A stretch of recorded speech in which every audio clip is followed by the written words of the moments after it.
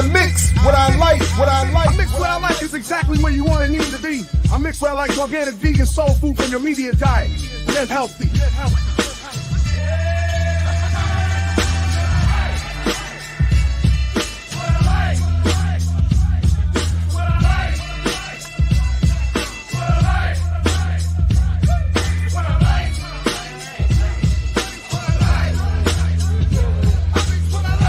I mix what I like, what I like. We're here on I Mix What I Like.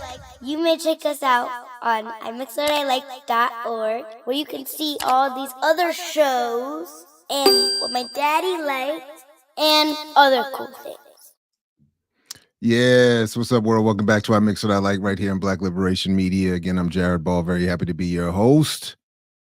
Please do like, share, subscribe, support the Patreon, and put this in your socials. Let folks know that you're here and that they shouldn't want to miss this either. Peace. Jade Curvo. Look at Jade going for the best thumbnail award. Born Liberated, Empathetic World. Jared. Born Liberated.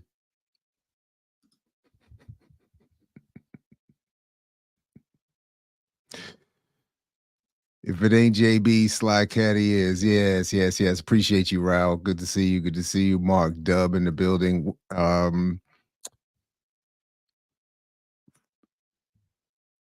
Let's see. Want to make sure Dhoruba has the link. Yeah, he's got the link. Of course, he's got the link. I will say this while we're at it, whether he's here or not, and whether he gets here or not, we want to support Dhoruba. So please do, if you have any ability to support him. He's getting over a COVID bout, obviously still recovering from lung cancer and being a lifelong liberationist. And shout out to Black Men Build, who hosted him last night. And reminded us that he does, in fact, continue to need some material support. So if you can, please do send him whatever you can as he continues to try to recover. My homeboy, one of these 00 Africans out here in the world, reminded me that as we heard the other day of the passing of Phil Donahue, peace, Moni Noni, that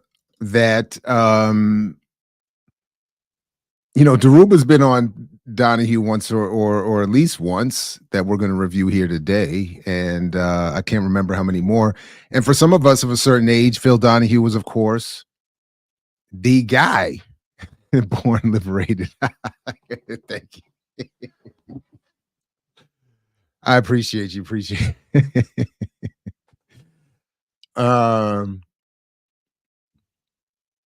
Why haven't I been on the morning show? They kicked you off. No, I'm on Tuesday. I was on Tuesday. I took a summer break so I could work on a book chapter that I still have not finished. Who would want to kick me anywhere? Who wouldn't want to be working with me?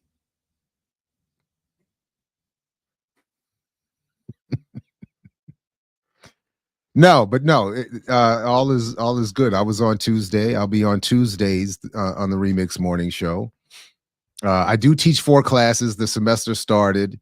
And by the way, please check my I Mix What I Like channel for my latest on some of what's happened this first week of class. The link is in the show description.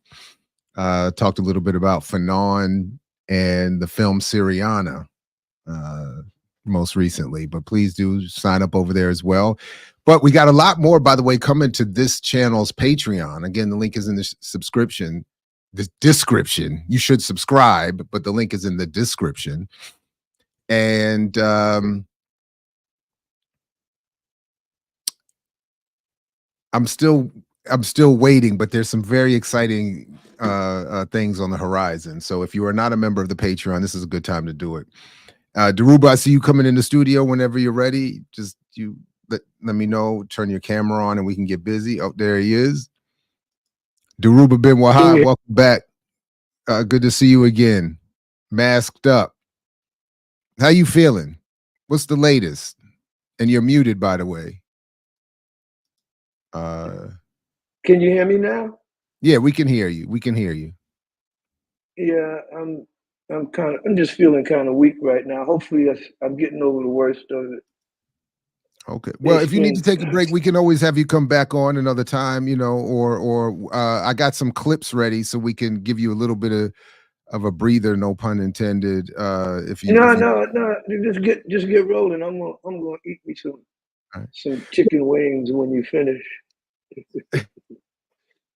You know, only reason I didn't come on eating now is because I was sleeping, man. I just felt tired, so no, I hear so you. I just slept, so I guess I'm good. I'm good.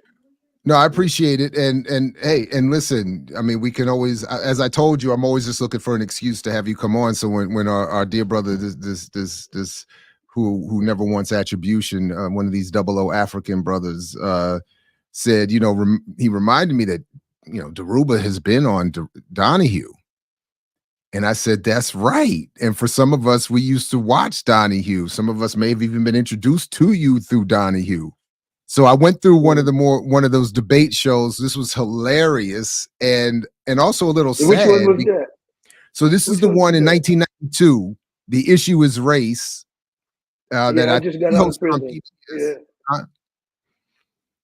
Yeah, you were recently released, and as we'll see, there are a number of luminaries on this panel, including Sister Soldier.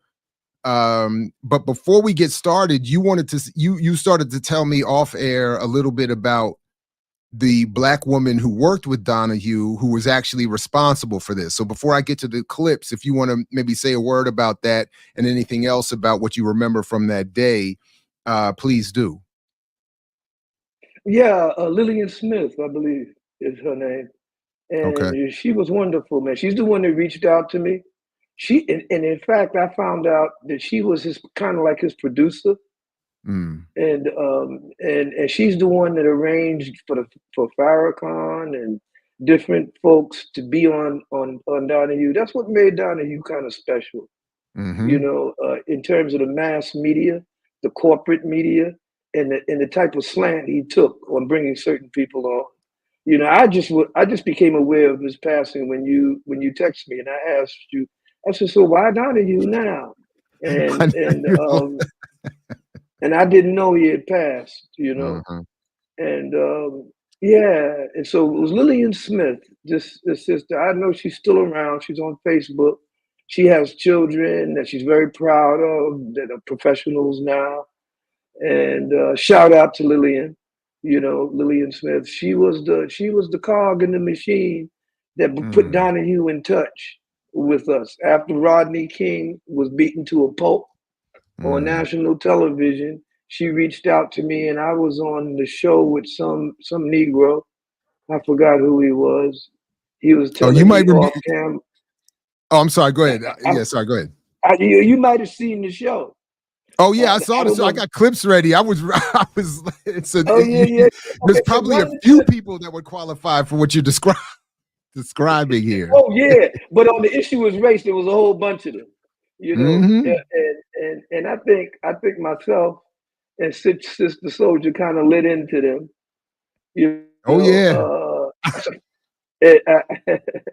you know, but the other one after Rodney King, I'll never forget this brother. This brother was waiting for the break, for the commercial break, to tell me what I said he really wanted to say, but he couldn't do it. You know, and he wasn't like he did disagree with me, but you know, he just felt that, you know, people wouldn't understand. You know, I mean, this has been the story of just about every interaction I've had with Negroes in media. You know, this is one of the reasons. This is one of the reasons why, you know, me and you go back like rocking chairs in the media. You see, and other folks that's been on I Mix What I on Black Power Media, you know. So whenever y'all reach out to me, I'm usually available, even if I'm not. You know, and even if we're it's Black because Liberation Media now, you rock with us no matter what. So we appreciate that. absolutely, absolutely, because I think that in this age of weaponized algorithms and data, that we should take advantage of this mechanism, this technology, as much as we can, but it doesn't substitute for face-to-face Correct. organization of our people. Anyway, so shout out to Lillian Smith and Yeah. her ability to reach into radical circles, radical Black circles, and give voice to many comrades that and people who otherwise wouldn't have been able to to break the circle of silence that the corporate media imposes on us. So yeah, shout out to Lillian. Yeah, no, absolutely. Shout out to Lillian. And really, as I just made a quick note to myself, to a lot of well-meaning and good, strong Black women and men and just people who work in these spaces, who try to create little lanes and a little bit of room when they can. And in his passing, shout out to Phil Donahue. I mean, given his role in commercial media, that he would have any of these conversations at all is kind of crazy. And I will say that the one time I met him was in 2015 at the Media Reform Conference, and I believe we were in St. Louis. And I remember sitting behind him at a presentation, and I remember thinking, hey, if this is Phil Donahue, sorry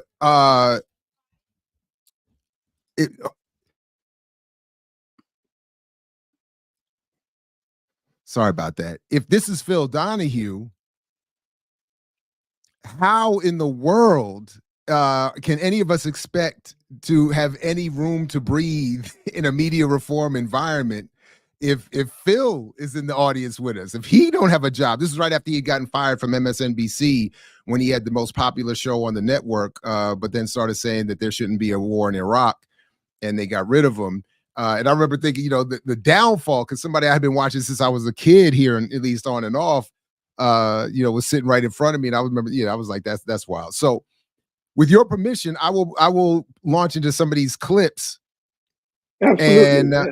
And we'll see. And I'm going to play the minute or so here, maybe 2 minutes of this intro, just so folks are a little clear of what we're looking at. The issue is race, a crisis in black and white, with Phil Donahue.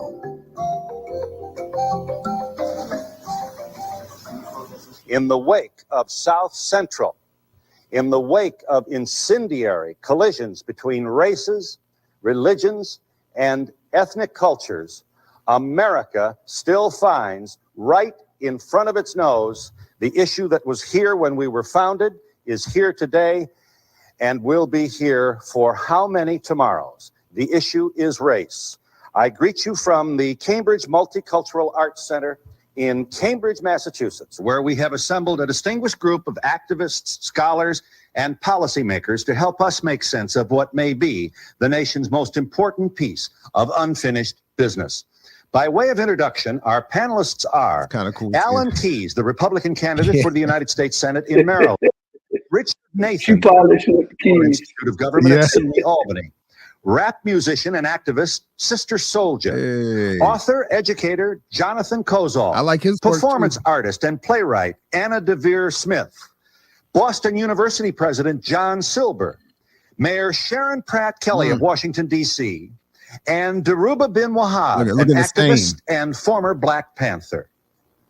Thank you all for joining us. Before we begin what promises to be a very spirited discussion, may I call your attention to the work of Paul Solomon, the business correspondent. All right, I'll stop it there. I just wanted to play that one clip so that everybody, we could all be reminded who was there. And then I make a note that they go right into this, they go into like an analysis from the McNeil-Lehrer report about the, you know, like a Black business assessment of the problem facing Black people in the United States. But they come to a part where we see Harry Edwards brought in, and at a part where they're trying to promote the efficacy of Black business as part of the solution, which of course raised my eyebrow. But this is something that you all end up dealing with, so I just wanted to play this part as well. Now, we don't want to romanticize this story. Sales have been off at the sneaker mart the last few weeks, and let's face it. Right, because this was coming at the tail end of them talking about how the Crips and the Bloods had united to create a unity tennis shoe, and that through the sale of shoes, they helped to generate revenues. A lot like what we hear about today, the sale of this or that is going to generate revenue that's going to change social relationships and whatnot.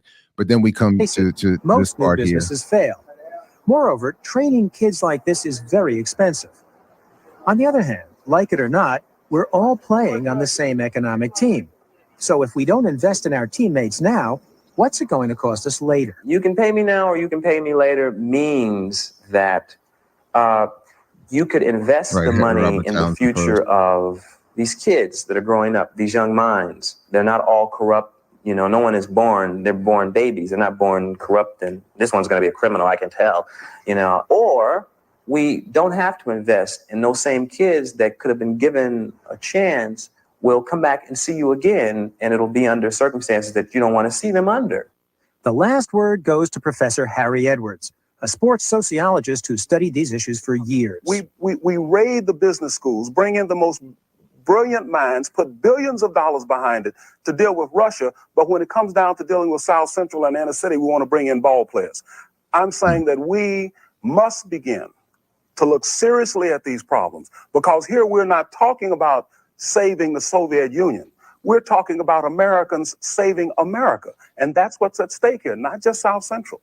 Well, of course, the Russians have nuclear weapons. Well, I'll tell you what, we're a lot more threatened by the chaos and disruption and instability and the tremendous financial cost of the situation that we have going here inside of this country than anything that anybody might muster on the outside, nuclear power or not.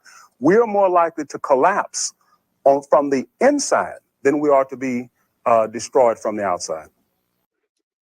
All right, so I actually, at least in this context in particular, appreciated what Harry Edwards was saying, and in that point, that this idea that seems to still be prevalent today, that we can say that everything, that we're encouraged to believe that everything that is happening wrong in the United States is the fault of some external so-called enemy or hostile country or immigrant population or something like that, when there's not enough effort and actual energy put to healing what is going on within this country, because for a certain handful, it's working quite well.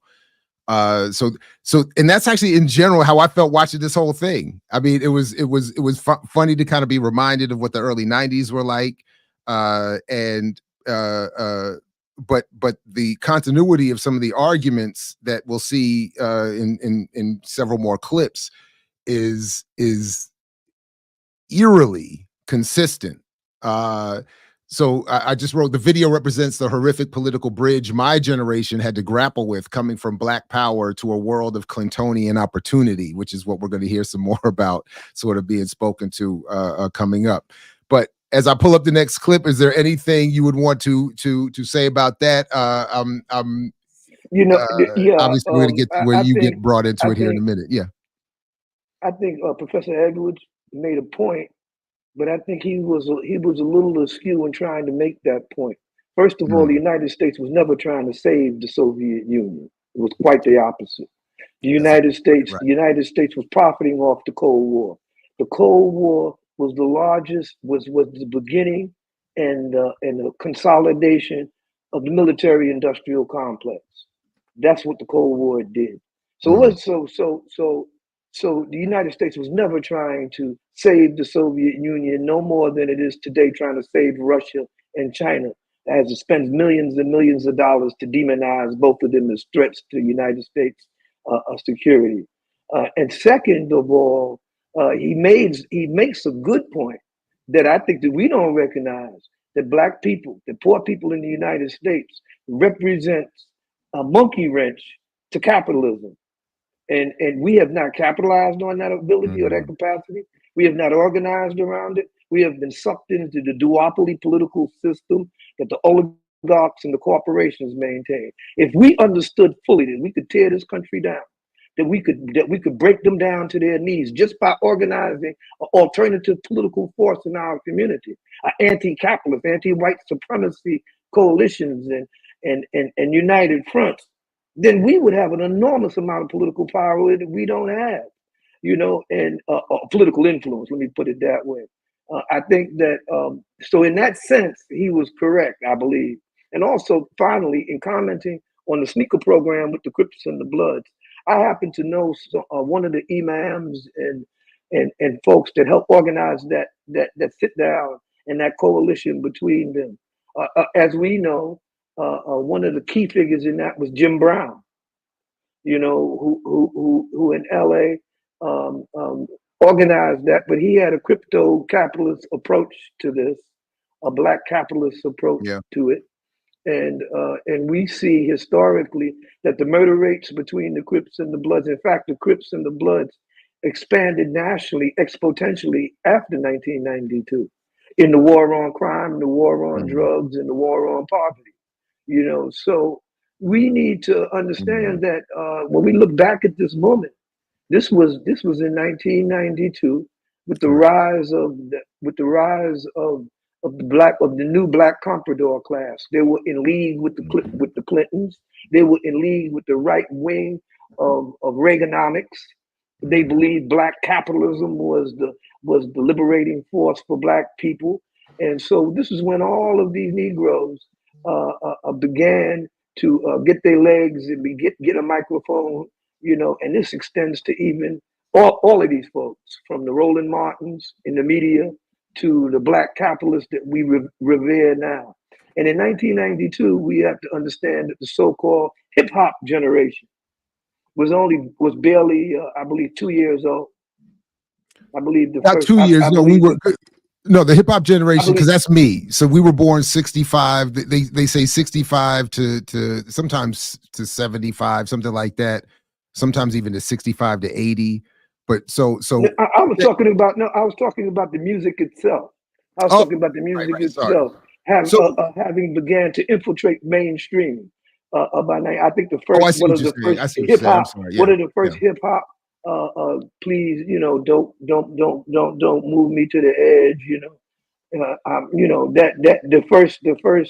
What's that? 85, the message, 82, 83, somewhere around there. The message. Yeah. But it wasn't hitting mainstream, because what you're talking about in 92, that's when we start to see Gin and Juice with Snoop and all of that. That's when the shift to real kind of massive popularity started to kick in. Yeah, you're right. Yeah. And of course it kicked in when there wasn't no movement. Right. So the music was not a soundtrack of a movement. There was no songs like Power to the People Darker Than Blue. There was no songs like that. It was all about how big my dick is, how much money I got in the bank. There was a little bit. Sick I was. I mean, you still have remnants.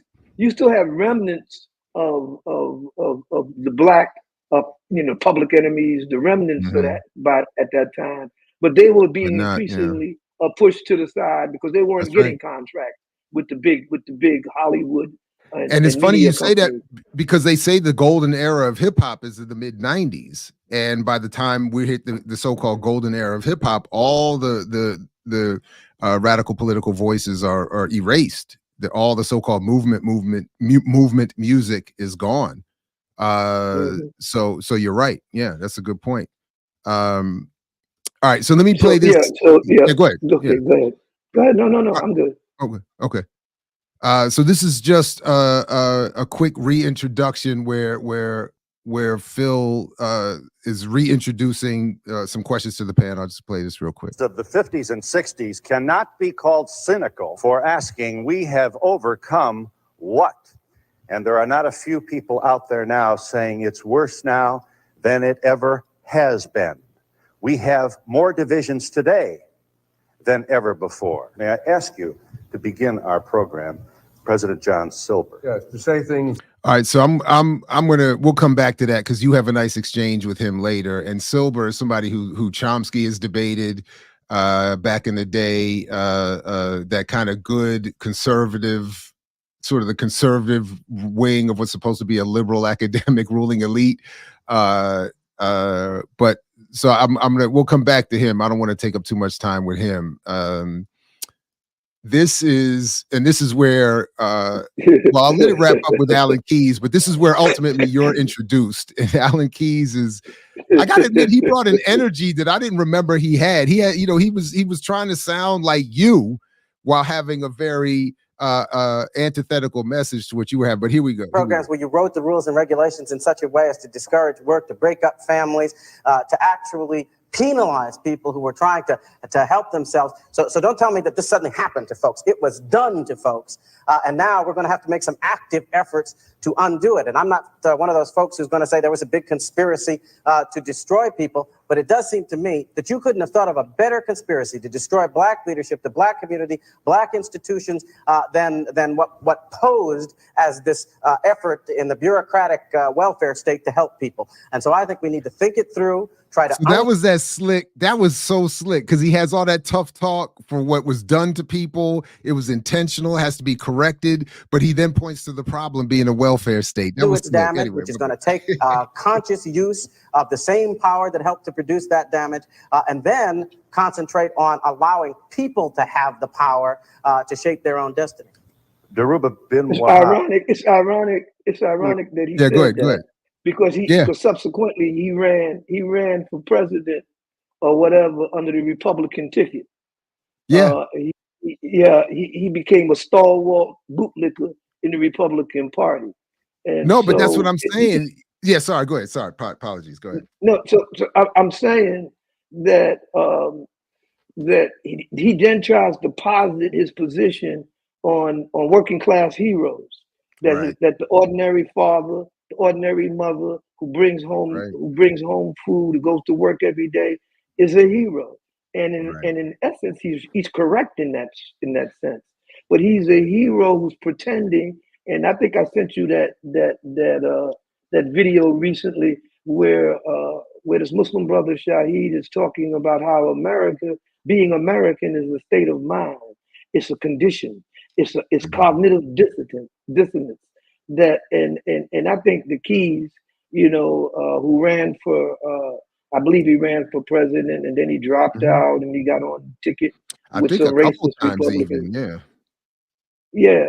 And so he's of the same lineage as that Negro Scott today, the one that's talking about there's no such thing as race in America. But he does have a point that how the welfare state, how the welfare system was used to dismantle the coherency of the African family and the black community.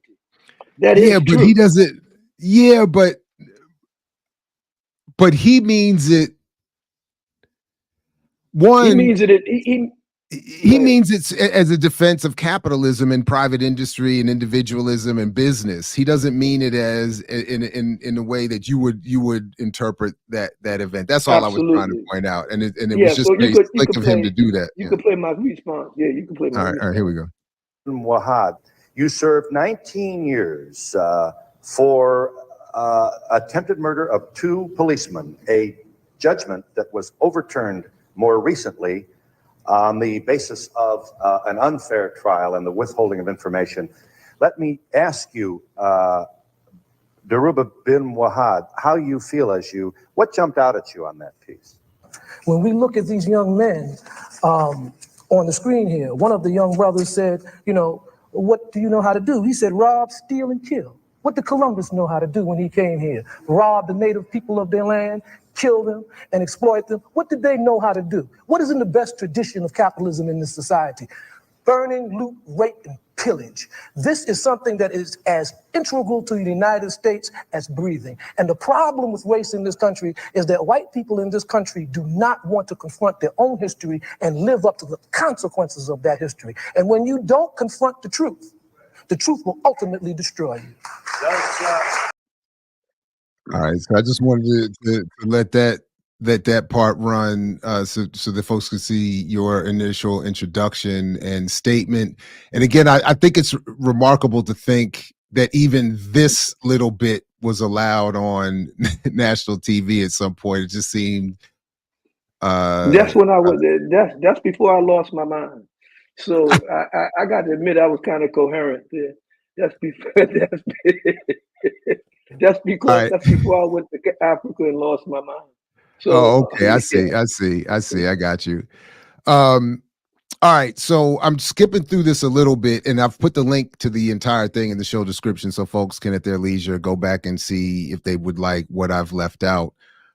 Because I want to get now to where Sister Soldier is brought in and sort of kicks off an important part of the debate. But you know, Phil, I think that he just did exactly what Dhoruba brought up, which is that when we deal with the issue of white racism, white people don't deal with the fact that they are the ones who are sicker than anybody else in this particular issue, which is why when you deal with the question of race, you cannot deal with what's wrong with these African people. See, the thing that happened in South Central started with a malady in the justice system where white people could not see white men who had did something against black men and penalize them for what everybody in this country knows that they did. So the problem of white racism is that we don't look in depth and do these little documentaries on white people and what's wrong with them.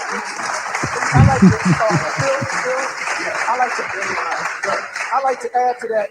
The professor, the president, John Silver, said that one of the problems with the programs of the 60s was that they did not provide corrective measures to help the black family.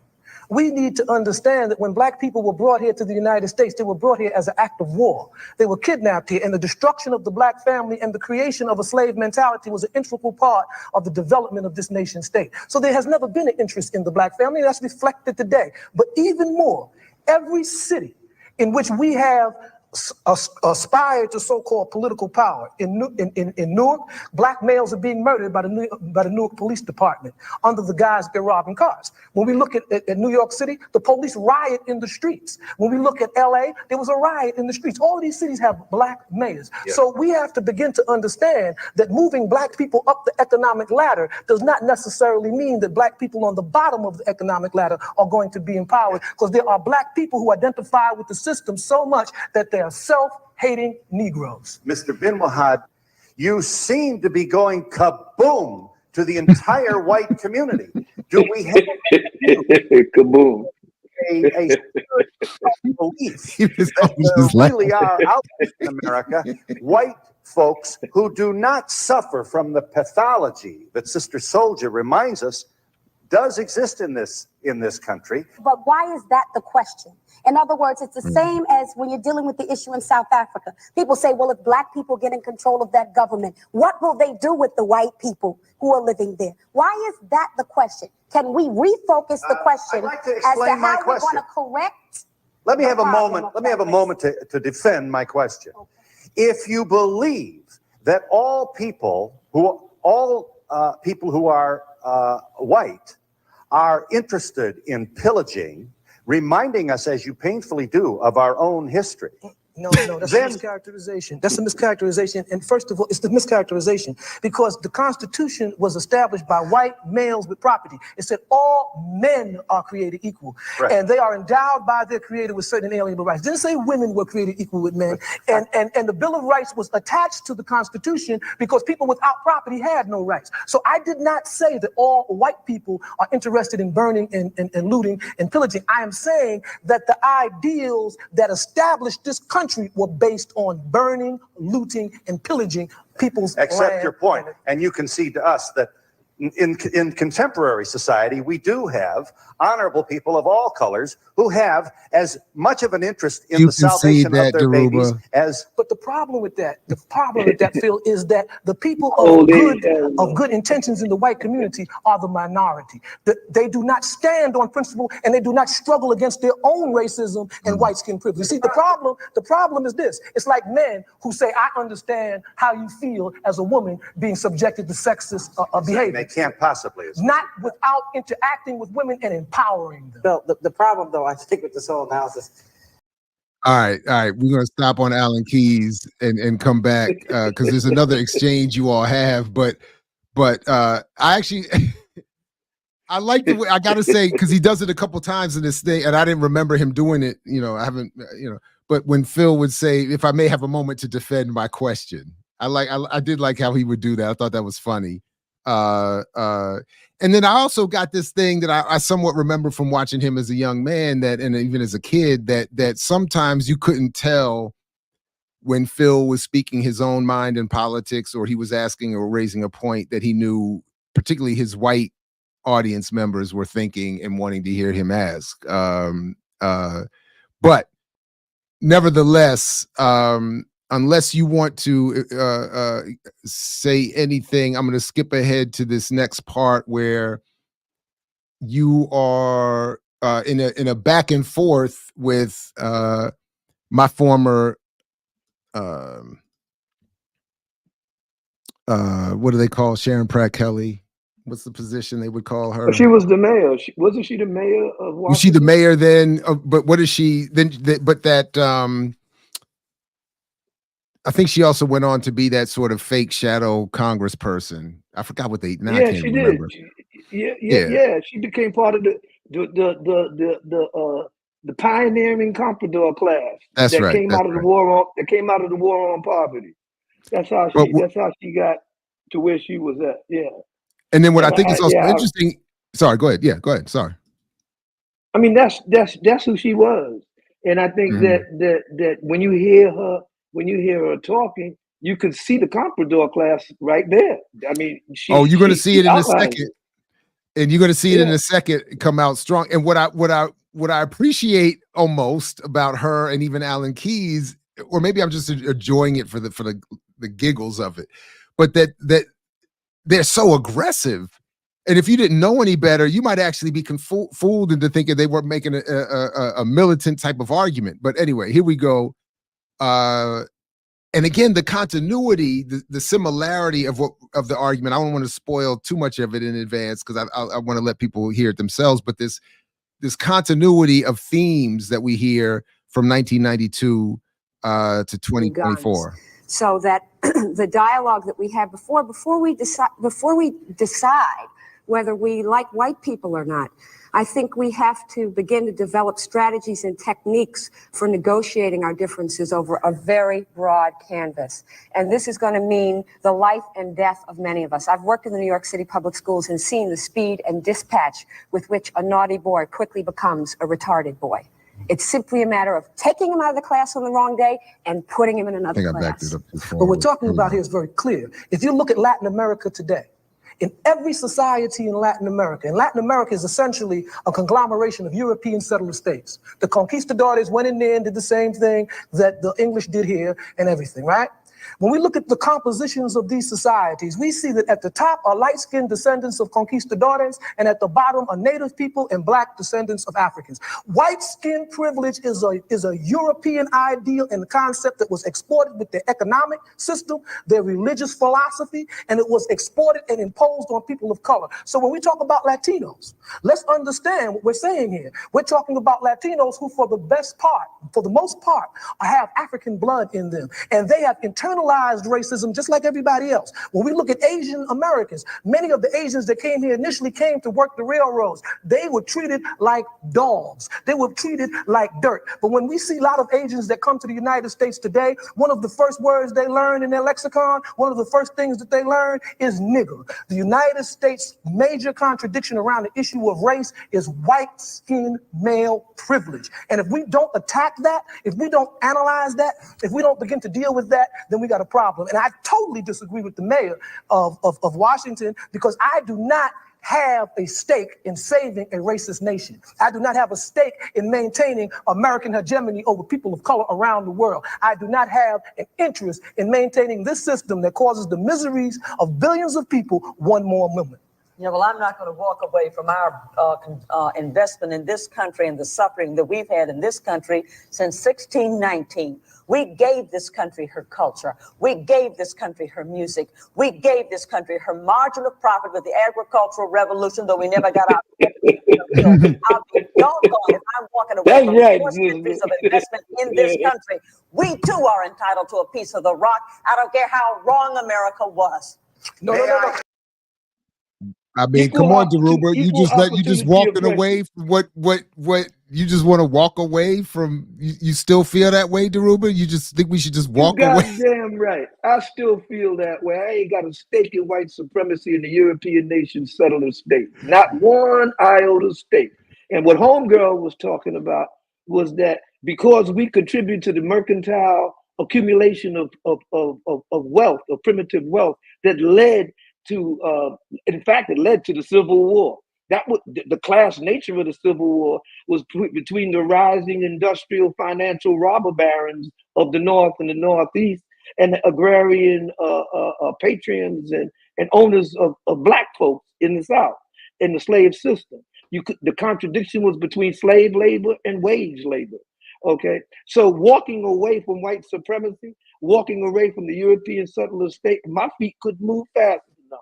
But what she's saying is such an abysmal joke, and she gets all serious about this too. You know, but it's the same thing. I'm sorry. Go ahead. Absolutely, it's the same thing today. People are with talking the 1619 project. They took her argument and made a documentary and a at least scholarly adjacent, if not, a solid piece of scholarship to defend that wing of thinking. So it's almost like they've just taken Pratt Kelly and built on her foundation. Of course, because she was the pioneer, one of the pioneers of the comprador class, the misleadership class we have today. I mean, listen to Kamala Harris. Listen to Obama when he did his speech talking about, there's not a black America, there's not a white America, there's just an America. You see, and then Dr. they go Burroughs is in the chat. He reminded me the 20th anniversary. That was just the other day, and we got Michelle and Barack back again, saying hope is back. Yeah, like Jesse, keep hope alive. He was talking about Bob Hope though. Bob Hope is dead.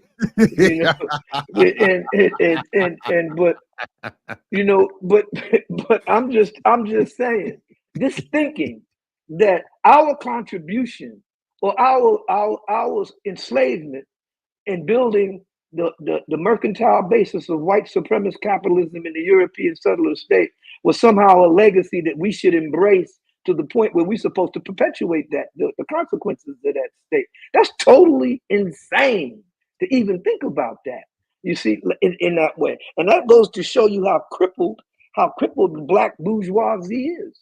We should go back and read E. Franklin Fraser's The Black Bourgeoisie. And he maintains that the black bourgeoisie is an ersatz bourgeoisie. It's a fake bourgeoisie because it doesn't perform the role or have the role of the European bourgeoisie in society. It has no power. It's all pretense. It's all about they talk to them as being delusional. Well, that's what it is. Cognitive dissonance. This is cognitive dissonance in the sense that we don't. I mean, here in Africa, if anybody calls me an American, I get insulted. I'm not no American. I'm a victim of American. Don't call me no goddamn American. Who do you think you're talking to? That's an insult. And they look at me like, damn, I thought I was giving them some props, because they believe that Western civilization has evolved and has developed technology and all of this stuff on their own, and not at the expense of Africa and at the expense of poor people and at the expense of indigenous people. Man, fuck America and the ship it rode in on. But I don't want to get carried away with that, because in my old age, I get more recalcitrant than ever. No, we have we got. There's plenty of more. I got some more. I got some more batteries to put in your back. I got some more ammunition for you. These clips, and puns intended, because these clips here are inspirational. They're hilarious. Let me play this other one from Sister Souljah, where I think in a way, well, we'll see the way it lays out. I think as she sort of prefaces something from Tony Brown is Tony Brown. Oh yeah, no, all the luminaries were in this joint, and Phil got everybody. in that school system. I was in the Intelligent and Gifted Children's program. I went to Cornell University Preparatory. I was on welfare, Head Start, free lunch, free breakfast, forced busing for integration. Every single government program ever created, I have been Here you are on the cover of Newsweek magazine. It must have worked. That's not the point, because I talked about white people. That was why I was on the cover. They were not celebrating my academic victories. Your point is made. Right. So my point becomes, Phil, that how you design those programs. In all of the programs that I attended, all of the education that I had, college, public, and otherwise, nobody ever told me that I was an African woman. Nobody ever told me what the history of African people were. Nobody ever told me that America is business, and without business, you will have nothing and be nothing. And nobody ever told me how to organize business so that I would be able to develop institutions in my own community. So now the sincerity of all of the programs and all of the education has to be questioned, indicted, and convicted, because the bottom line is that America is not and has never tried to produce African adults who are functional, self-sufficient, who understand their politics, their economics, and their relationship to the world politics and the world economics. America is never going to.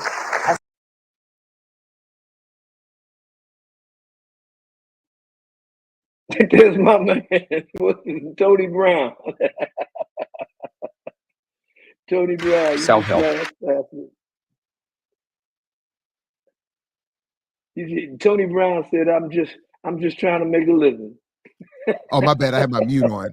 No, yeah, absolutely. So part of what I think is the issue is that what Soldier says in her own context represents a contradiction and a bit of confusion that persists today in terms of how Black people should approach business. So that she said that part, and then we get this part from Tony Brown after the intermission, I thought was telling, and I think it helps that we're breaking it up in clips and playing it in this order as opposed to how it played out in the original discussion. But check this part out here real quick.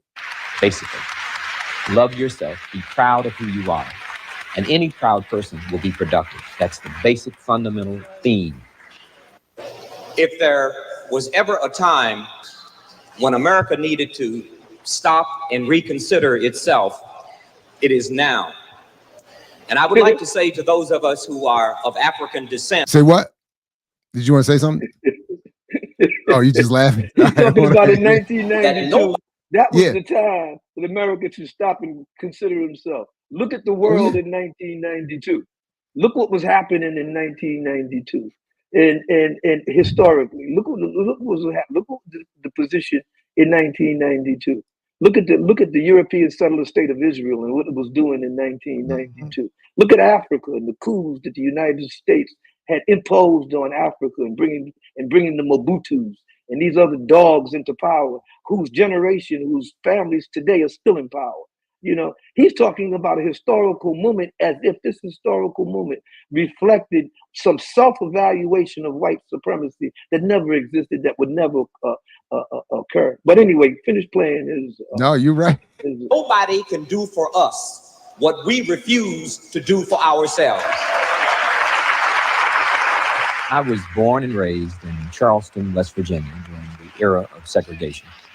But we were not raised the way poor people in that status today would be raised, and that is they would be raised to A, learn they're poor, B, they're Black and they can't make it. I learned that if I worked hard, became competitive, was a fairly decent person, I could have what I want in life.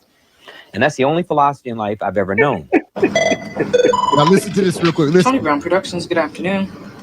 Tony Brown Productions today primarily consists of the television series.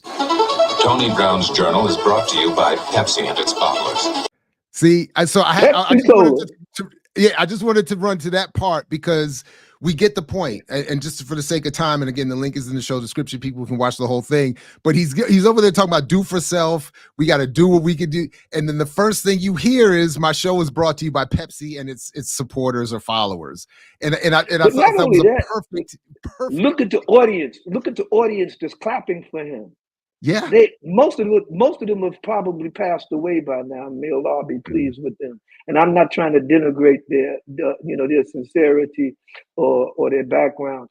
But they're the same ones that when Biden went and spoke in the black church, the same type of folks that when Biden went and spoke in a black church and some folks jumped up and talked about stop the genocide, they the ones that were talking 4 more years. 4 more years. They're the same types of black people. These old, tired black folks that was beaten down by white supremacy and that believed that the only way forward was to work hard, keep your head down, don't make no waves, and you would be successful. Who thought? I mean, so we're supposed to be Mormons. We're supposed to be tools of production on a new scale. So, Tony Brown was always full of shit. He was always a black capitalist. He was always a coward. You see, and I don't know if he's still alive now, but if he is, shout out to Tony Brown and his cowardness because it's been institutionalized. And today we have the same Negroes in the black caucus that's talking about black folks need a seat at the table. We're talking about equal opportunity oppressors. We need to be on the same par with white folks and oppress the rest of the world. We need to be the head of empire. We need the whole face of the United States foreign military policy is black. We have a black defense secretary. We have a black woman that's at the United Nations representing the U.S. We have the president has a black a woman spokesperson, and we got Kamala Harris with her ass talking about she's really black and she's not Indian, and trying to make like she can dance. That she can't. You can see she ain't black. She can't even. I ain't going to even go there. She went to Howard, and she joined the sorority. She went to Howard. So you can't front on her. She joined the sorority, and so like D.H. Hughley says, she had a boyfriend named Willie, so that makes her black. That's what he said. D.H. Hughley said that he was mistaken when he said she put 1,100 men in prison for smoking weed. Or possession of weed. And then when she ran for president, she was talking about when she was in sorority in school, she used to take a puff or two. She was wearing her Converses, talking about she was black. I mean, you had white girls that was in sororities and HBCUs. I suppose they black too, if they had a boyfriend named Willie. Hey, and if they had a bob with the dookie earrings and they were stepping on the yard, come on now, Dhoruba. But look, so Tony goes on. And I'll let folks, they can check it, if they want to. Again, the link is in the description.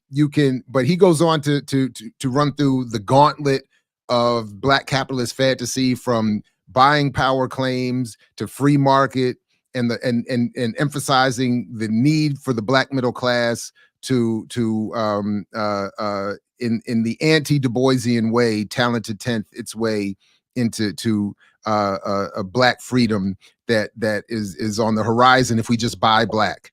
And then, as I'll pull up here, we get to hear a response. And at least, again, to the credit of this Phil Donahue program, at least there is a response. We often don't get the response after we hear the black capitalist fantasy.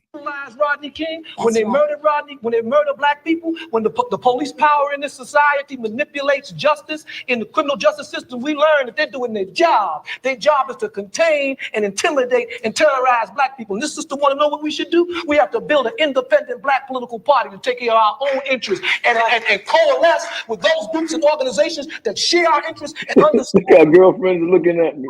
Girlfriends looking at me like, in our community based on the notion that they could perpetuate a system of exploitation. I'm sure we need ways to defend ourselves, and an independent black political movement would be an excellent way to do it. But you can't get blacks out of the Democratic Party, and you can't get them to use their vote strategically. They hate Republicans, and they love Democrats. Democrats love poor people so well, they keep them poor. So we don't have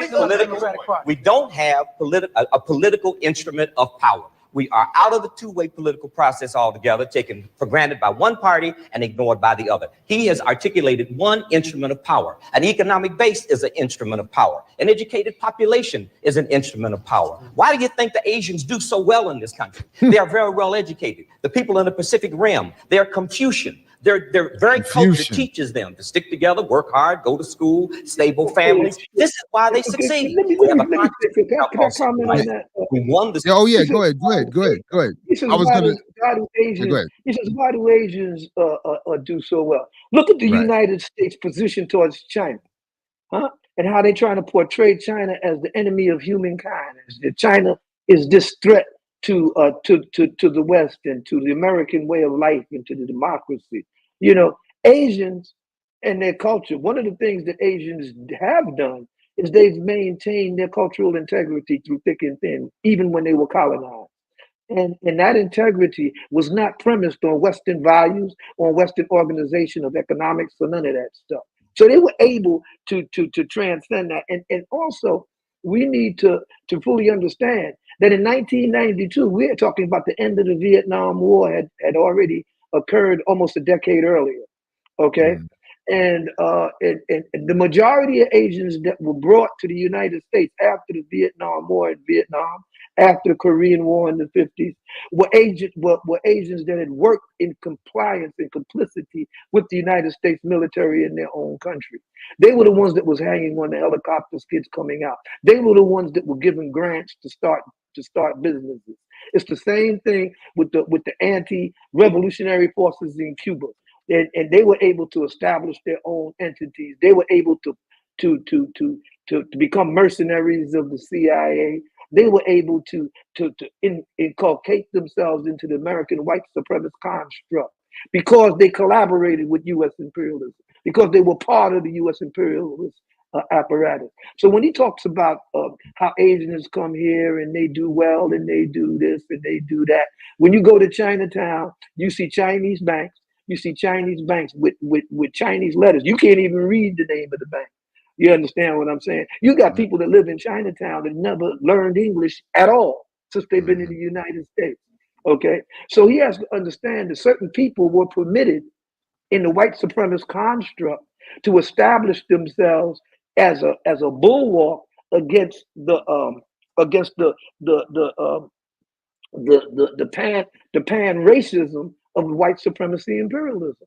You know, it's the same thing when we see the Mobutus with their big houses in France and stealing millions and millions of dollars. How did they get to have those investments? How did they get that? It's because the European nation state, the national security state, used them in order to maintain their people's oppression.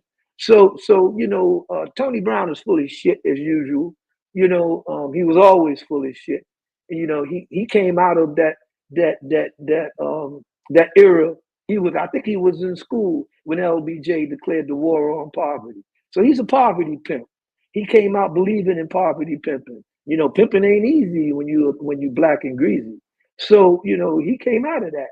And it was the poverty pimps that became the first wave of the black carpenter class that we have today. You know, they're the ones. Have we ever seen a poor black person? Have we ever seen a poor black person in the black congressional caucus?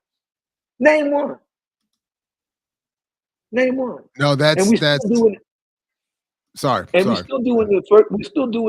We're still going through the whole litany of the first black to do this, the first black to do that, the first black woman to do this, the first black man to do that. We're still going through this litany.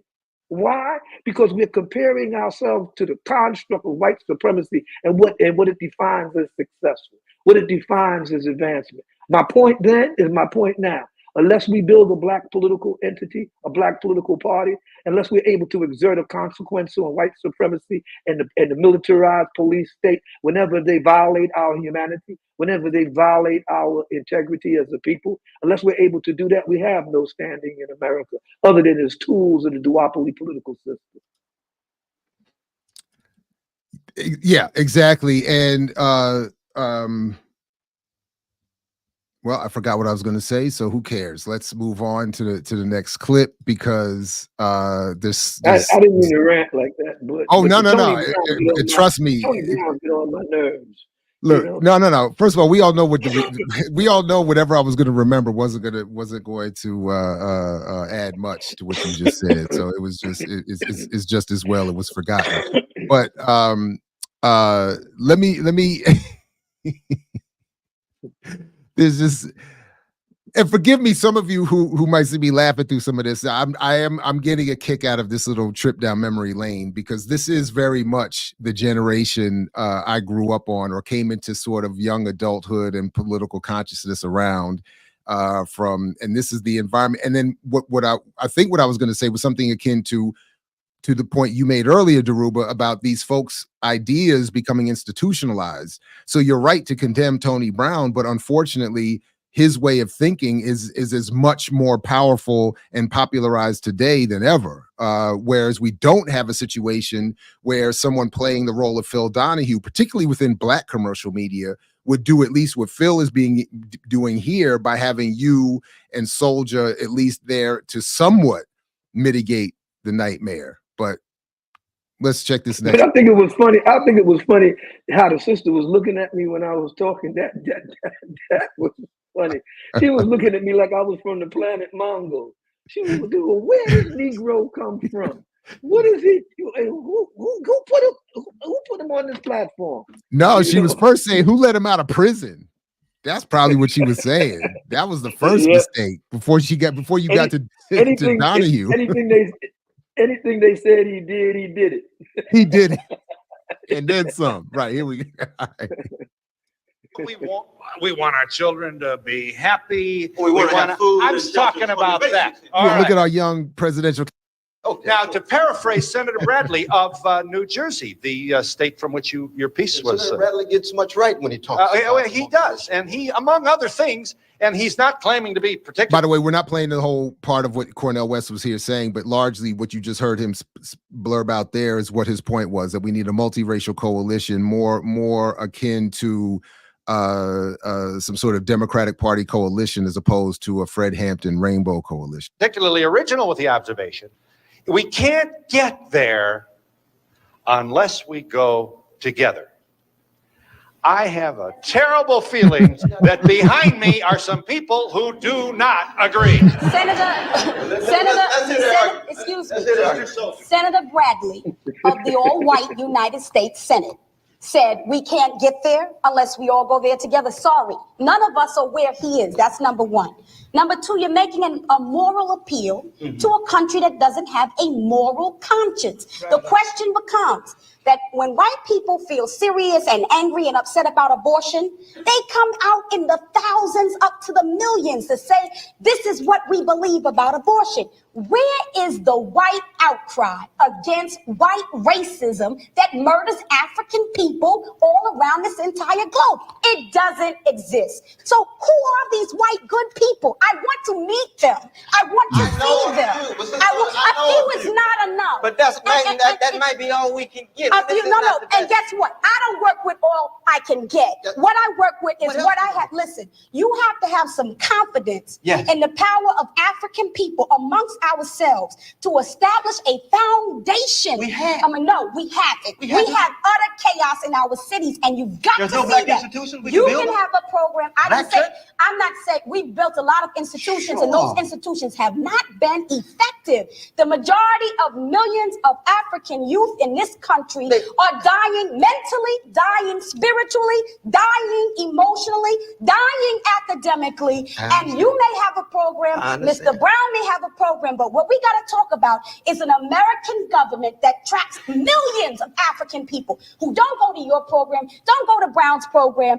Millions of African people, not only here, but all around the world. And if we are not honest enough to say who are our friends, who are our enemies, to know what a friend is, to know what an enemy is, we will constantly be trying to get into people's parties, to shake our butts with them, to get them to like us.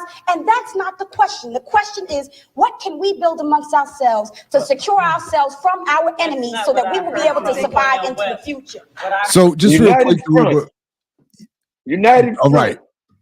So I wanted to ask before I bring it to where you end up coming to her defense. Did you have a relationship with Soulja before? Had you met her before? Did you meet her with her after this gathering? Did you have any sort of did anything happen? Yeah, go ahead. I became familiar with Sister Soulja right before this event, mainly through my ex-wife, Tana Kill Jones, who was a leader in the anti-apartheid struggle on Columbia University, who was one of the chair people of the ANC's Anti-Apartheid International Student Committee. And they both went to school at the same time, different schools. So they were in the cadre or in the formation of black young women who were struggling against the issues of white supremacy on campus, against decertification and divestment of anti-apartheid institutions. So I became familiar with her through that. And as they portrayed her as a rap activist, she was one of the few rap or hip hop talents that maintained their politics, more or less, that maintained or tried to push the politics of black self-determination and black power. So I came in contact with her on that level. But this is the first time, and I believe it was the last time, that I was actually on a program with her and everything. And so we kind of like went our separate ways at that time. So a shout out again to Phil Donahue for putting us on there at the same time. And of course, that shout out is extended to Lillian Smith, because she's the one that composed this panel. She's the one that reached out to folks and convinced them of this. And so I want to give another shout out to Sister Lillian Smith. Right on. Absolutely. And I echo that. And by the way, just for the record, there have been several attempts over the years, including recently and for today even, to reach out to Sister Soldier. I've just have never been able to make that happen. But anyway, here we go. This is Dhoruba. So there was some back and forth. Alan Keyes came in there to try to mitigate and to negate really what Sister Soldier had said. And then here we go. That we're supposed to disregard our victories and just focus on the failures. You can't have no justice in this country without equality, and you cannot have in this country any peace without justice. So when this man sits over here and tries to berate Sister Soldier and say that what she is saying, okay, is that we haven't accomplished anything. The woman is basically saying that before you can liberate a people, you have to first liberate your mind and stop kissing the behind of white Republicans and white Democrats and thinking that you're getting ahead. This must be the time for the president of Boston University, John Silver, to make the same thing. And this continues here. I want to say that I think the claim that there's no conscience among the white people in America is a great example of racism. I don't think the face of racism is any prettier when it's black racism than when it's white racism. And I'd like to finish this. When Martin Luther King started his civil rights movement, he put his conscience before the American people and shamed an overwhelming majority of the white people by the strength of his moral argument and the elevation of his moral argument was based on many of the things that he had learned from the individuals he cited in the letter from a Birmingham jail: Plato, Socrates, Jefferson, Augustine, Amos, Isaiah, Jesus. He recognized very well that he was fighting for the reform of a racist America on the basis of the views held by the dominant white society, and for that reason he reached them, and he so transformed them that you could pass the civil rights legislation under Lyndon Johnson. That's such a lie. And there is no point. How his political position evolved. He was killed because he became more independent and more critical of the American government. Why don't you let me finish? If somebody thinks that you refute what I have to say, if you think that you refute what I have to say by pointing out that Martin Luther King was assassinated, I can point out to you that Malcolm X was assassinated. That's not the refutation of what you're saying. He was assassinated by a black man who hated white people. No. Let me say this. Phil, I got to say this because we always go to white males to tell us what's happening. You see, let me tell you something. This is such a lie, a crock of crap. Because the reason why the United States, the only reason why the political leadership in the United States conceded to integration, conceded to civil rights for black people, is because the majority of the people of the world in the 1960s were ascending to political power and independence. And the United States could not claim moral leadership of the world and enslaved black people in a system of Jim Crowism. So don't make like that Martin Luther King appealed to the better half or the morality of white America. White America did what was expedient politically. Mr. Colgasol wanted to say. Woo! So there's actually that's it for the clips that I had put together, which I think I timed out pretty well given it's we're over an hour. So you didn't here. do the one. You didn't do the one. You didn't see the one on when I was on Donahue with after Rodney King. Oh, I did. But admittedly, I just focused on this one for today because I didn't have enough time. This was the most hilarious one. This was well, I did enjoy it, but it was also just in terms of time and yeah. I mean, you're right. I probably should have pulled that one up too. But well, that one mainly dealt with the police, the militarized police, and the police state. You know, and I'm glad that you were able to, to cut it up and be able to present like a panoramic of a mosaic of that particular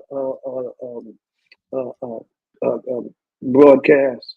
And I think that, in all honesty, much of my viewpoints have changed since then. Some of my viewpoints have changed since then. But they haven't changed to the point where I thought that, that all of a sudden, the white supremacist construct of America was reformable. In fact, it's the complete opposite. At that time, I didn't even point out that the '64 Voting Rights Act was symbolic. It had no real, because we're still fighting for the right to vote today. We've always revisiting the same issue. And the pushback against the successes of the so-called civil rights movement was mass incarceration of the urban unemployed. That was the pushback. The pushback was the prison industrial complex. And so I didn't really do that then because it wasn't as prominent in my understanding at that time. That the real pushback, we was talking about how they were good white folks and King appealed to them. Every person that he claimed to appeal as a philosophical basis for King was a white European. Socrates. All of them are from Western civilization. So he was basically saying that without the Western construct of humanity, we would be nothing. King would have had no standing. He had to be educated into Socrates and Plato and these other white folks who stole shit from Kemet. They stole all their shit.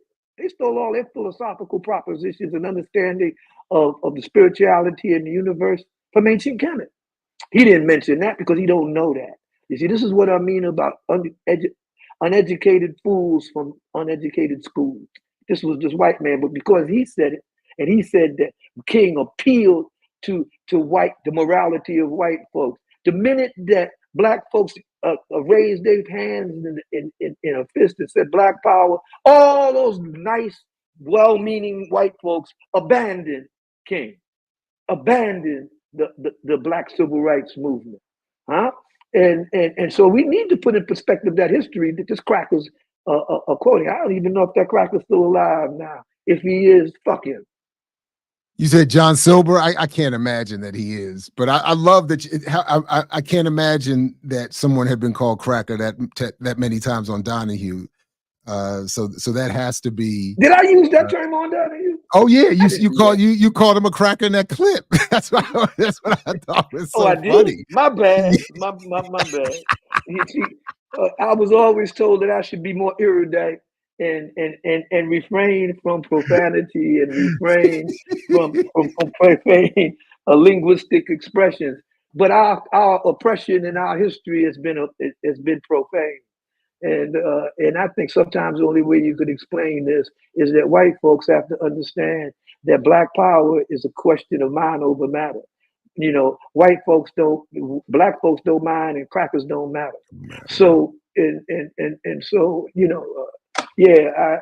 apologize for that, for calling him that. No, so just for the record, he died in September of 2012. But to the point you've been making, he has a learning center named after him up there in Boston.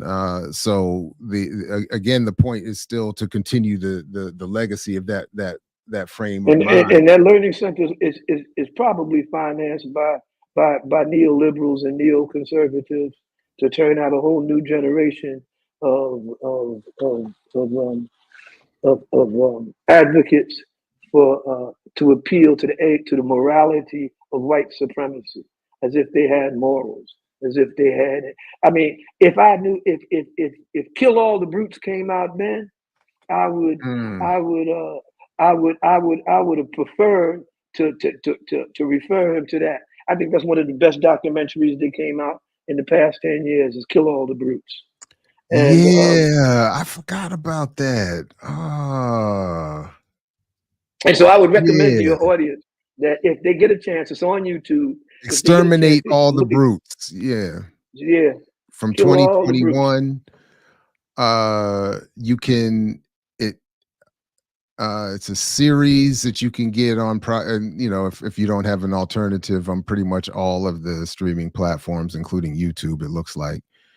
But yeah, and I don't think that documentary would have been possible in 1992. I don't think it would have really got any traction or any funding in 1992. It's only because of what has happened since 1992. The questioning of the European settler state, the questioning of so-called democracy. I call it democratic fascism. I was just in a conversation with some Africans just the other day, and they were asking me, how do we break this paradigm of control? I said, first of all, we've adopted the duopoly political system, the two-party system of white supremacy of the Western nations. And we think that you got to have one party or two parties. We don't understand that we need to create our own concept of the modern nation state. And then too, at that particular time, I hadn't become critical of nationalism as a revolutionary expression for self-determination. And I think the ANC's defeat in the recent election proves that nationalism in the age of instant communication and global communications and globalization, the nationalism is an obsolete ideology, that it does not express the self-determination of individual peoples. And I think what's happening in the Sahel right now, between Mali, Burkina Faso, and Niger, what's going on in Kenya right now, how the ANC turned to the settler political party to form a coalition, and not to Malema's EFF, not to the left. They formed a coalition in order to establish a majority parliament with the racists that established apartheid.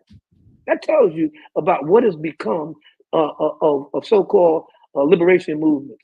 Some of the most reactionary governments on the African continent were former liberation movements. Look at Frelimo. Look at the MPLA. Look at all of these nations today are vying for contracts with multinational corporations. They're in debt. They're in debt to the IMF and the World Bank. And these were the leaders of armed struggles and decolonization. What have they become today?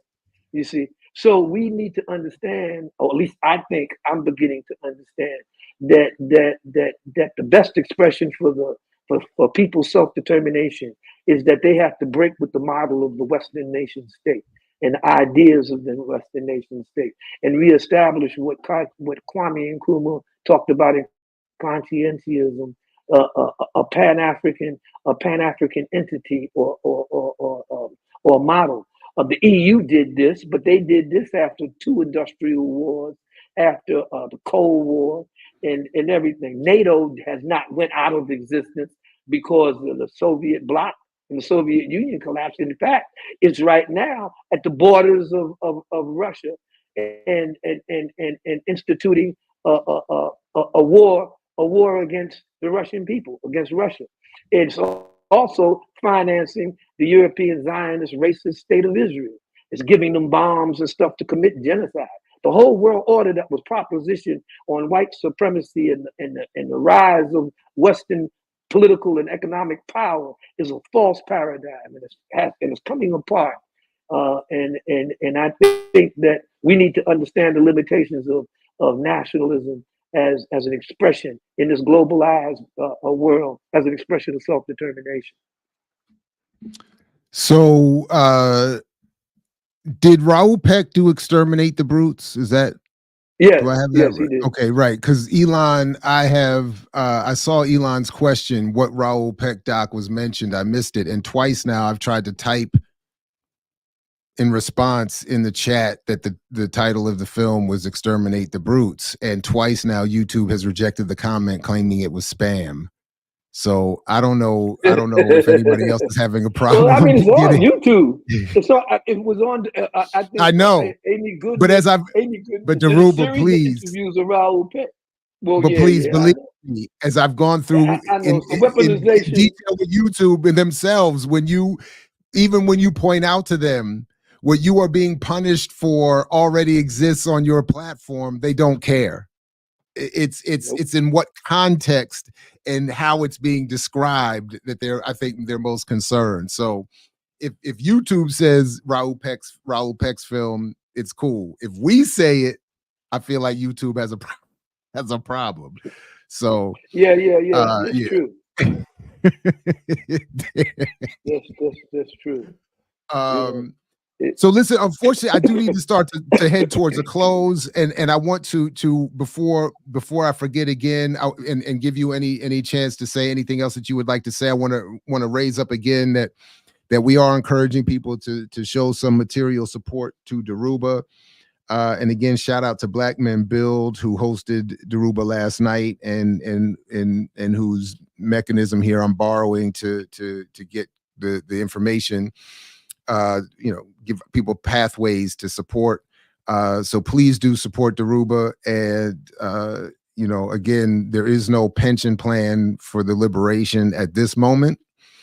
So we got to do what we can to help out where we can.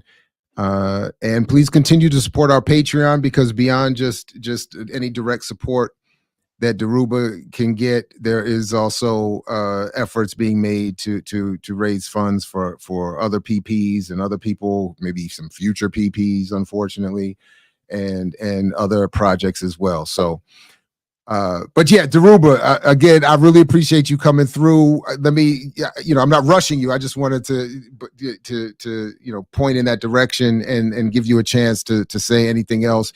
You mentioned the United Front. You discussed it last night. I thought it was a great conversation with BMB. I don't know if you want to, leave us on that note or anything else in terms of, reflections on changes since 92. Yeah. Anyway, go ahead. Yeah. I would like to, give a shout out to BMB, because it's by the fact that they tried to solicit some support from me that I was able to buy internet time so I could talk to you. I didn't even have enough money to get on the internet. Like I didn't know that. And yeah, because I'm so broke I can't pay attention. And so when I came back, and I had this COVID, it's kind of been a touch and go, because I was gone for more than almost a month.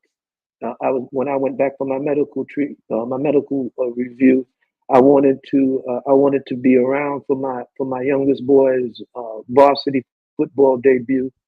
So I extended my time, and I got into serious debt, trying to support myself. And a shout out to the sister Marva Berry, who without her I wouldn't have been able to even have a bed to sleep in. So it was old comrades who came forward, and helped out. Some of them your cohorts on Black Media. I Mix What I Like. Shout out to all of them. I appreciate everything that y'all done, but we still got a long way to go. I'm working on trying to concretize the United Front into an organizational proposal and document But then, I have to have space and time to do that. I think that one of the things that Gerald Horn pointed out when he was on another platform was that there needs to be a document around the idea of an anti-fascist united front that other organizations could peruse and read and join in on. This is why I myself and my other comrades put before the Black Men Bill, they should offer a paper on the united front, and I would be glad to look at it and try to incorporate it into building this necessary instrument that we need right now. The next 4 years that we're going to experience is going to be a challenge to all of us. We need to have no delusions about the unraveling of the U.S. empire, about its march towards war in Western Asia, about its pivot towards China and demonization of China and Russia. The war in the Ukraine is not going to turn out well for the empire. They think they are. They're supplying millions and millions of dollars of taxpayer money to fight the war in Ukraine to the last Ukrainian. They're spending millions and millions of dollars to supply the Zionist racist dogs of Israel with the wherewithal to commit genocide against the Palestinian people. And all of the voices who are opposed to genocide are being silenced in the United States. And this is the beginning. We see that our young people are beaten and dragged off campus for opposing the genocidal war against the Palestinians. So we could imagine, given Project 2024, we could imagine how it would look when the United States and the white supremacist oligarchy and the corporate state and the militarized police state turns this violence and this venom on Black people. They're already trying to divide us from migrant populations, claiming that migrants are taking Black jobs. I don't know what that's supposed to mean. I don't know what a Black job is, but they're trying to turn us against migrants. They're not focusing on the fact that it's the Marshall Plan that created the conditions in Latin America that forces people to leave because they have no future, because they have no home. And this is the same thing with Africans fleeing across the Mediterranean into Europe. The Europeans don't want them. I'm sorry to cut you off, but a year after this 92 Phil Donahue thing is when Clinton kicked off the NAFTA and the CAFTA and all that to update the Marshall Plan and all that other stuff in terms of impact on Latin America. So sorry about that. Yeah. And it's the same time that was at the same time that the U.S. the DEA began to strategically go into Mexico and amped up the militarized so-called war on the drug cartels. The drug cartels reached their zenith in the early 1990s, and let's not forget the Contra contradiction in the late 80s, where one of the major drug dealers in California rose to prominence because of the importation of heroin and cocaine by the U.S.-led Contras into the Black community, which was a continuation, of course, of the chemical war against Black people. So we need to understand that, when we're in a moment, we have an educational opportunity. We have an opportunity to educate a whole new generation of young people who are now cognizant of what Zionism is, what U.S. imperialism is, the amorality of capitalism, and its support of militarism, and all of these things. So we need to use every vehicle that we can to reach these young people and to begin to mobilize them. And so that's one of the reasons why I appreciate coming on your show, why I appreciate coming on the other programs that bring me on. So I just want to say that we have a lot of work cut out for us, and I hope that I can still contribute in some way to that process. So again, I want to thank you for coming on the program. No, thank you, Dhoruba, for everything, for being willing to jump on, and we will continue to encourage people to send their support however they see fit, and we appreciate everything that they can do to support you, and we appreciate you again. Well, yeah. So thanks again, Dhoruba, for coming through, and look forward to the next time. You know, we'll stay in touch, and I'll come up with another excuse to have you on next time. All right. Okay. Well, we ain't gonna be wanting for excuses. I The way things are going. yeah. It's I mean, you got the Kool-Aid, you got Kamala Kool-Aid, she's leading the Orange Man. The Orange Man is having a dementia breakdown. This dude is just babbling, and so it's like the Greek entity said, the gods make a thing those they intend to destroy. So that the U.S. is in that destructive spiral right now, and it has insane leadership in Europe and in the United States. I mean, I never seen crackers so ignorant and locked on stupid as we have today. I mean, you got some ignorant white folks right now, man, and they be acting like they making sense. Yeah. So anyway, thanks again. No, Dhoruba, appreciate you, man. Anytime, we'll stay in touch. Please stay as healthy as possible, and just let us know if we can ever be of more help. And peace, because we know you're willing to fight for it, and have been, and have done it. So until next time, man, take good care. Good to see you as always. All right. Thanks a lot. All right. All right, everybody. Big shout out to Dhoruba. Thanks to everybody for coming through today. Please do like, share, subscribe, support our Patreon, support Dhoruba however you can. Please also click the link. And if you haven't already, do me a solid and sign up on my other channel. And links in the show description. Rebuilding I Mix What I Like over there as well. And continue to find ways to support our platform here. Comment, like, share, subscribe. Immaterial ways to support the continuation of Black Liberation Media. Patreon is another way to help materially. Of course, we're asking for specific help for Dhoruba today as well, but whatever you can do. Big shout out to everybody who's in the chat now, and to those who will see and hear this later. Peace to you as well. See you tomorrow morning with Earn Your Liberation. Saturdays with Renee, and then back on Monday with another very special I Mix What I Like.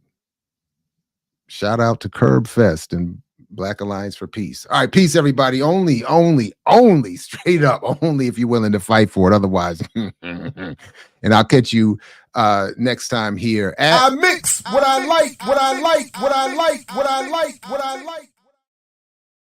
What do you sacrifice? Calm. Kindness, kinship, love. I've given up all chance at inner peace. I made my mind a sunless space. I share my dreams with ghosts. I wake up every day to an equation I wrote 15 years ago from which there's only one conclusion. I'm damned for what I do. My anger, my ego, my unwillingness to yield, my eagerness to fight, that set me on a path from which there's no escape. I yearn to be a savior against injustice without contemplating the cost, and by the time I look down, there's no longer any ground beneath my feet. What is my sacrifice? I'm condemned to use the tools of my enemy and defeat them. I burn my decency for someone else's future. I burn my life to make a sunrise that I know I'll never see. Now, the ego that started this fight will never have a mirror or an audience or the light of gratitude. So what do I sacrifice? Everything. I mix what I like, what I like, what I like, what I like, what I like.